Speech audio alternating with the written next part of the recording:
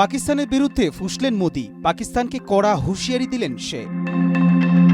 ভারতের ৭৯তম স্বাধীনতা দিবসে প্রধানমন্ত্রী নরেন্দ্র মোদি পাকিস্তানকে কড়া বার্তা দিয়েছেন। পহেলগাঁওয়ের কাণ্ড এবং অপারেশন সিঁদুরের প্রসঙ্গ টেনে তিনি বলেন, সীমান্ত পেরিয়ে জঙ্গিরা সাধারণ মানুষকে তাদের ধর্ম জিজ্ঞাসা করে হত্যা করেছে। এ ঘটনার প্রতিক্রিয়ায় তিনি সামরিক বাহিনীকে পূর্ণ স্বাধীনতা দিয়েছিলেন, যা গত কয়েক দশকে ঘটেনি।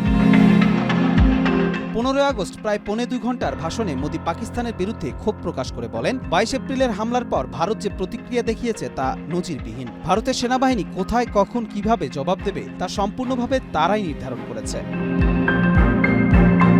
ভাষণে মোদি দেশের অর্থনীতি নিয়ে কথা বলেন। তিনি প্রতিশ্রুতি দেন যে দীপাবলিতে দ্বিগুণ আনন্দের ব্যবস্থা করা হবে এবং নতুন প্রজন্মের জন্য জিএসটি সংস্কার আনা হবে, যার ফলে দেশে করের বোঝা কমবে। জুলাই মাস থেকেই এই সংস্কারের প্রস্তুতি শুরু হয়েছে। এর লক্ষ্য হল জিএসটি ব্যবস্থাকে আরও স্বচ্ছ ও কার্যকর করা। অর্থনৈতিক বিশেষজ্ঞরা মনে করছেন এই পদক্ষেপ দেশের অর্থনৈতিক গতি বাড়াবে এবং সাধারণ মানুষের ক্রয় ক্ষমতা বৃদ্ধি পাবে।